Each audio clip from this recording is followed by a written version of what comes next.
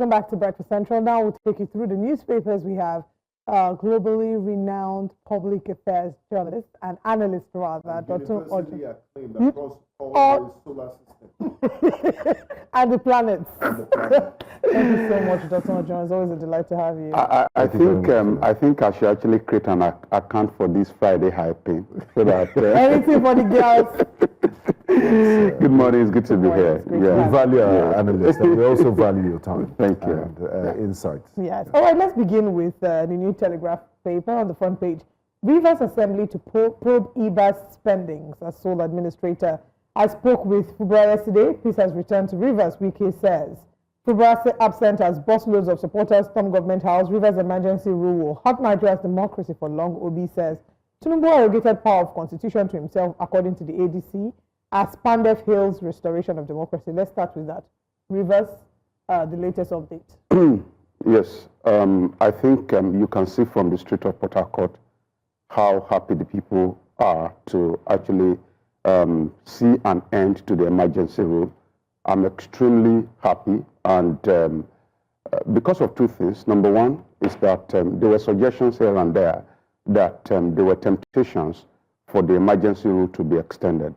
And also, the second reason why I'm extremely happy is about the fact that the essence of democracy is election. And no matter how faulty the election might be, once we've got somebody who came out through the election, suspending such person may be against the spirit of true democracy. But of course, reasons have been given, and I do not want our story to be our frustration. We should learn to look ahead. I'm happy that peace has finally returned, and I believe that everybody involved has learned one or two lessons about it. I want us to just focus on the peace that has returned. What do you make about the conspicuous absence of the man of the moment, the elected governor, Siminalayi Fubara? Everyone was on the streets of Port Harcourt yesterday in anticipation of his arrival, but the man himself, who has been away, he's had a compulsory holiday for 6 months, was nowhere to be seen. The State Assembly had resumed. They even got straight to work, like they say in Nigerian political lexicon. They hit the ground running yesterday. So what do you make of the governor's absence? Is there more to it, or we're just making a mountain out of a molehill? Okay, I think why we all need to be very careful is the fact that the absence yesterday actually generated some, on the street of Port Harcourt, my people were there, and we got information that people were already carrying around town that the governor has actually turned in his resignation letter, and that was one of the reasons why he didn't show up. So a lot of stories actually emanated, and that's born out of the expectation of the people. The people expected to see an excited governor come back to resume office, but that constitutionally may not have any impact or effect. But of course, it will have been good for them to have seen their governor, their leader yesterday. And I saw the former governor, the Minister of FCT on television. He said something more than 2 times. He continued to say, my governor, my governor, my governor.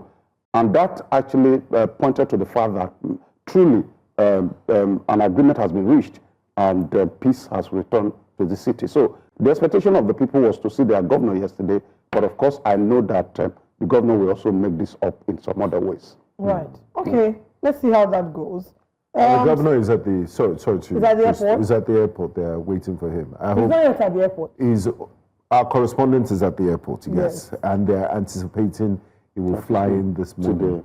Let's hope he will not go to the seaport or the railway station, and they will miss him again this morning. But we'll see. We'll see how it goes. Still looking at the front page, federal government ends passport production at multiple centers after 62 years. What's the implication of this? Because in the news, they had said that the former passport production centers could produce in the hundreds, but that this single passport production center will be able to produce between 4,500 to 5,000 a day. So I'm assuming what this will mean is that if I want to renew my passport, I have to travel to Abuja. I don't know if that's how it works. They probably have means of distributing to other centers. But this is what's celebrated, and a lot of people have been celebrating this on social media, saying that the way BTO, the Super Minister, Olubunmi Tunde Ojo, that Tunde Ojo, a lot of people have been calling him, they call him Star Boy. of this administration, that the way he's working is making his predecessor look like he didn't do anything apart from announcing public holiday. I didn't say that. I actually said that on the social media. So the intent of having multiple centers is because of distribution, not for production. Distribution, because the idea then, maybe archaic now, was that if we produce in Lagos, we can feed Lagos community and the entire Southwest community in terms of distribution. And you also see that there are a lot of lapses in the distribution. That's why the fact that the production centers were nearer to the people. But like Olive said, what they've done now is to be able to, the entire machines that they had before could produce between 250 and 300. Now we're looking at production of 5,000 passports per day. So I know that the innovation will also extend to how this will be delivered within 2 weeks. The minister had mentioned that the intention is actually to get it across to the people within 2 weeks, but they are not stopping at that. He mentioned that they want to actually bring it to 1 week. Whichever way, this is one of the good things that we must commend this government for. And he also points to the fact that leadership is not about being the president. Leadership is about replicating the idea of your president.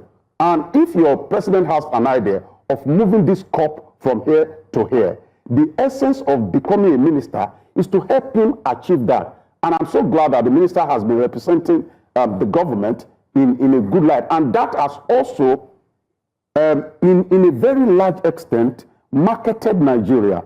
Because even people abroad struggle to renew their passport. But with these innovations that we're having, it means that we have serious-minded people in government, which is what we have always advocated for.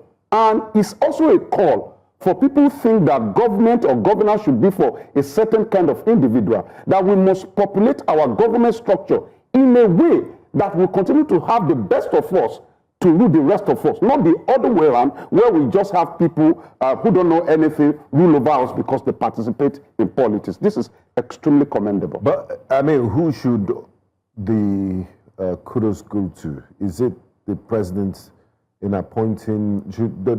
What lessons do we learn from this? That there be greater scrutiny in appointing technocrats rather than career politicians? Okay, so let's begin this way. When they make policies that are obviously anti-people, will come, it may not even emanate from the president. It could be the thinking of a subordinate. We all come on television to actually blame the president. So if any of the subordinate now performs well, the glory also goes to his administration. Now, the art of leadership now may now be, because true leadership is always absent in praise and present in problem. When you see a good leader, when they say, you have done well, it's just the glory with his subordinate. But when you see a good leader, they say, you haven't done well, it takes responsibility. So on this, the administration of President Bola Ahmed Tinubu has done this excellently.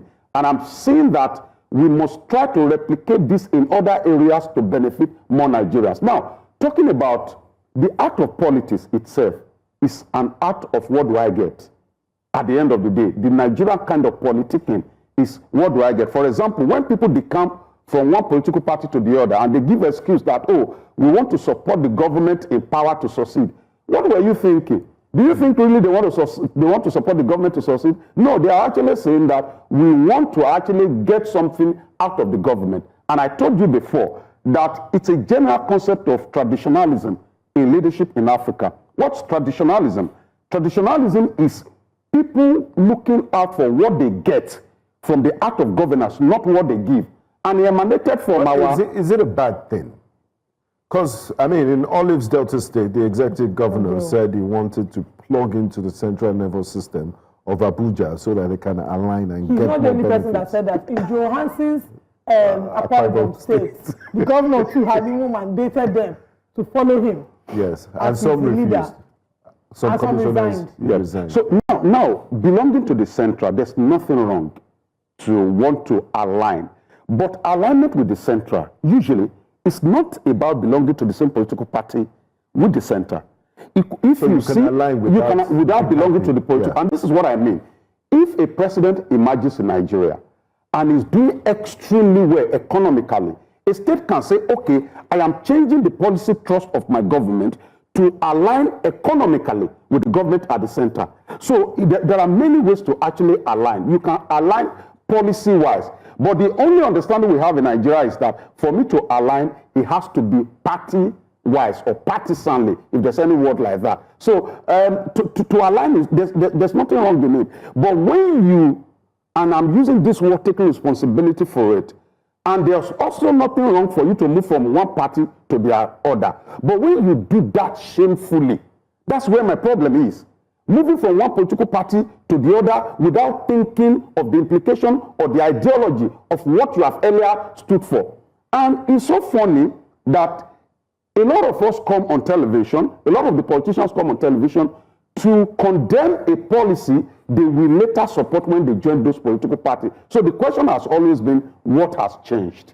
And some of you're just talking about policies. Some have said quite shocking things and unprintable, and they have to reverse themselves later. It's the politics, it's what we find ourselves in. Still looking at the new Telegraph, the front page there says the members of the State House of Assembly are to probe, can we have it up please, to probe the tenure of the sole administrator. Rivers Assembly to probe IBAS spending as sole administrator. If you recall, as part of his mandate, there's oversight functions by the National Assembly Committee on Rivers State. So are they members of the Rivers State Assembly chasing shadows? Is it necessary to, probe the Vice Admiral IBAS's 6 months administration? It was just there for 6 months. It's sole administratorship.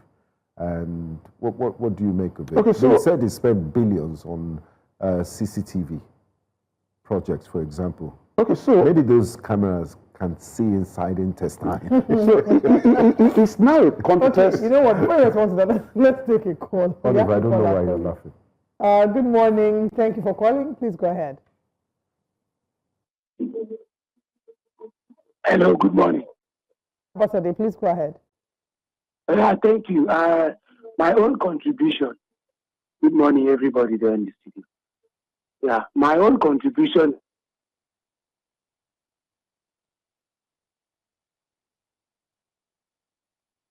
All right. Network does not want him to make his own contribution. Camera shy. So now it's a huge contest between logic and legality. Do they have the power to actually probe it? Yes. Should they go ahead? That answer lies with the Rivers people. Because what makes democracy democracy? It's not the executive. It's not the judiciary. What makes democracy democracy is the legislative arm of government. In other words, one of the reasons that the Supreme Court gave that assumed that there was no government in Rivers is that the legislative arm cannot be suspended, and you will assume that there's government in a democracy. What does that mean? It means that the people of Rivers have their representative in their legislators. So if they come together and they think that the people of Rivers at this point in time want the past administration to be probed, there's nothing wrong if that is done. But again, the usual way, a philosopher said that once you don't want anything done in government, you commit it to a committee. Instead of turning in a paper that will be action, they turn it a paper that will never be worked on. So whether this will pull through is a different conversation entirely. But if the Rivers people think, and you will remember that a lot of them actually spoke against the idea of emergency rule. You even remember when the wife of the president was in Rivers State, some of the Rivers women actually staged a walkout on Iba's wife, and in that meeting, if you remember, it shows that majority of the people, and when I traveled to Port Harcourt, I came back on this program, and I told you that my investigation revealed that when it comes to support, Fubara then, I don't want us to talk about who was the support now, then, own the people. But when it comes to the politics of River, Wike owns it. And I said it to you that anytime there's a contest between the people and the politics of the land, that the politics of the land will always triumph. So if the people of Rivers want the past government sole administrator probe, so be it. But whether they will get it done is a different thing entirely. Absolutely. Okay. Let's quickly factor in another newspaper, just see what the front pages of the Vanguard newspaper is saying. Of course, Rivers Assembly resumes sitting. Fubash fails to show up.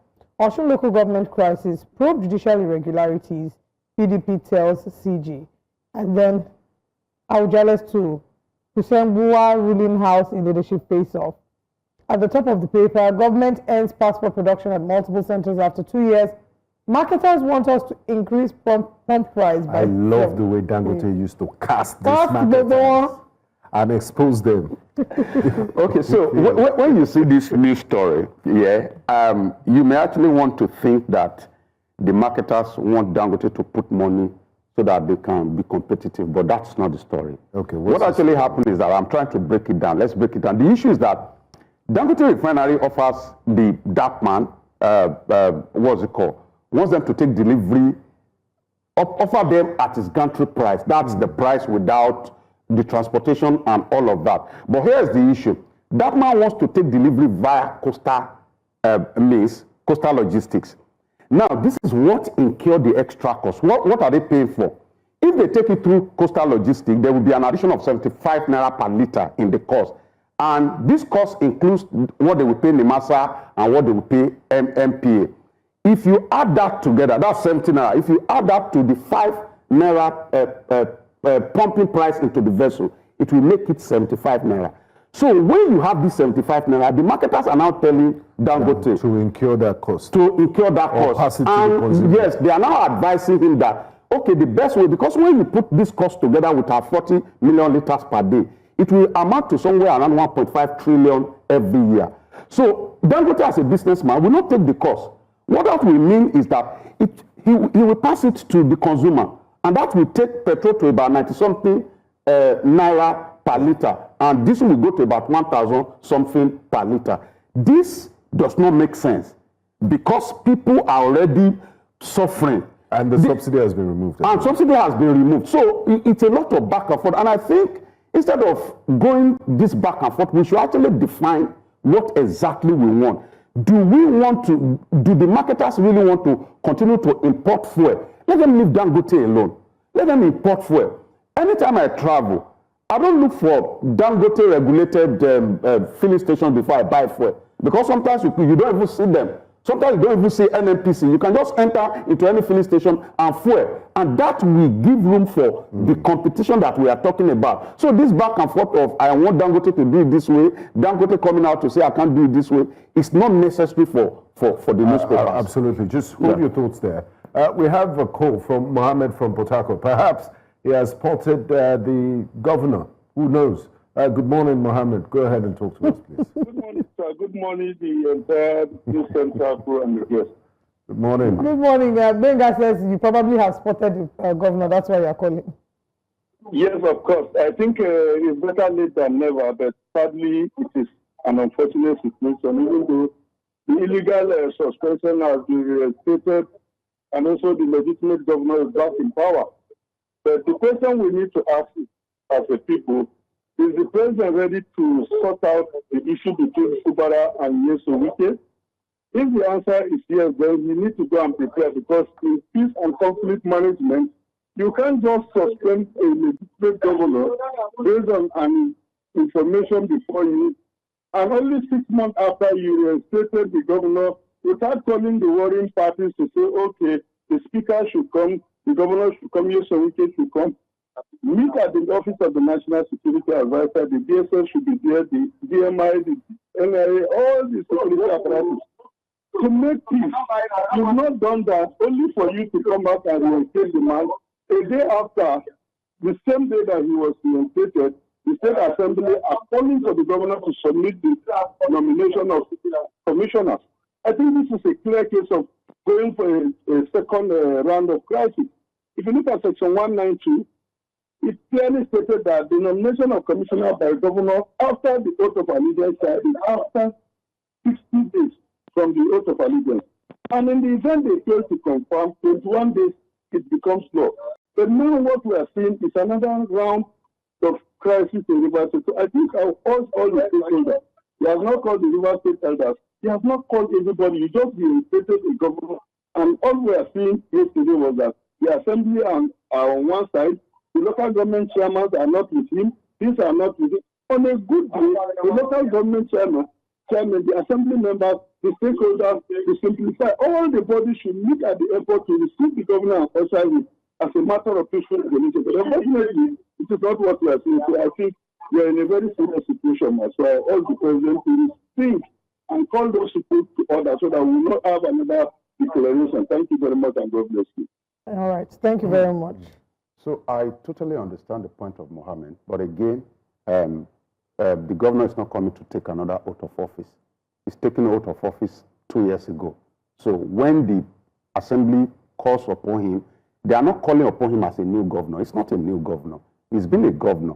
They are just hitting the ground running, as it were. And I do not want us to, because there will be many, if you want to see what is wrong, there will be many things that will be wrong. But again, what is important at this point in time is that the governor remains the rallying point. No matter how you think a governor is frustrated, he's the most powerful man in the state. You don't want to you don't have an idea of the power that the governor. You know, a friend of mine was in the House of Reps. I remember this long ago, and he called me and said, "Oh, I want to see the governor." So I was a student union president who happened to be very close to the sitting governor. So I had a friend in the National Assembly who called me that, please, I want to see the governor. So innocently, I just went to the governor and was telling him that, how can a National Assembly person be calling me that I want to see the governor? The governor turned like this and laughed. I said, you don't have an idea of how powerful a governor is. So the governor remains a rallying point. He will come to Rivers and call meeting of all the others.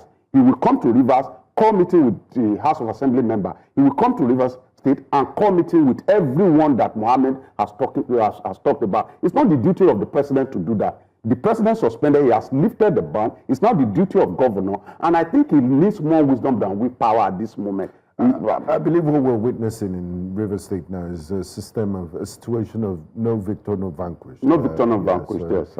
For the good of the people of Rivers State, it's our hope that, you know, all the political drama has ended and they face the task of governance, and that's what the people deserve. I hope so too. Well, unfortunately, we can't take more stories, but just to quickly touch on the front page, still on the Vanguard, federal government raises fresh alarm as Rivers, Niger, Benue reach peak level, flood. Yeah. So all we have seen is just the tip of the iceberg, is a snippet. That's not looking good. So these states are susceptible to flooding. Yes. I mean, that's why it's called Rivers for a reason. And Lagos. Yeah. Wow. Lagos. Okay, the situation in Lagos now, and we must also do our part as citizens. It's easy to say, oh, government did not do this, government did not do that. We must do our part.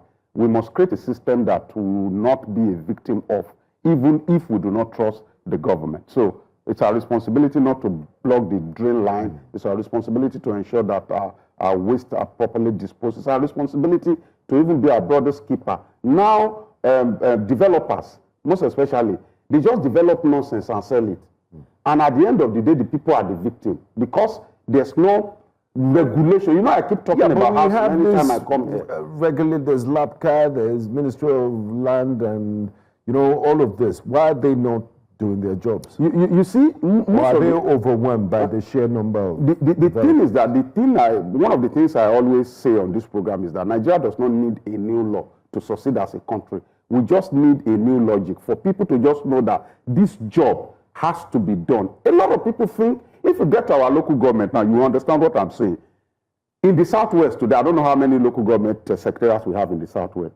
Go to 50 of them, of those local government secretariats, whether you will meet 10 people in any of the local government secretariats across the Southwest, at least the place I know. That are not trading. They don't come to the office. So we treat government business as nobody's business. And at the end of the day, we think, oh, the leader is the governor, is the president, is this and that. We must take responsibility for our destiny. And it's to, the concept of leadership and followership is the fact that leadership is supposed to, what's it called? To refine followership. But followership is supposed to rebut leadership. If you are lucky to have good leader, it refines followership. If you are unlucky to have bad followership, it rebuts bad leadership. So it's a symbiotic relationship. It's a cycle, and we don't want to keep perpetrating a harmful cycle. Thank you, gentlemen. Thank you so much. Oliver, I have to confess, yesterday I lied. I wished you a happy birthday on air, and it wasn't your birthday. And Innocent Abdulatif, that was our guest, also wished you a happy birthday. So I apologize for that. Well, I'm not a liar. You didn't lie. You know why? Because every day is a day to celebrate my birthday. Thank you so much. It's an occasion for celebration. Thank you so much for protecting my professional integrity. You're welcome. You're welcome, my friend. We'll be back on Monday. We are getting out of the studio. Thank you for joining us today on Breakfast Central. We hope you have a great weekend. Jasiri continues right about now.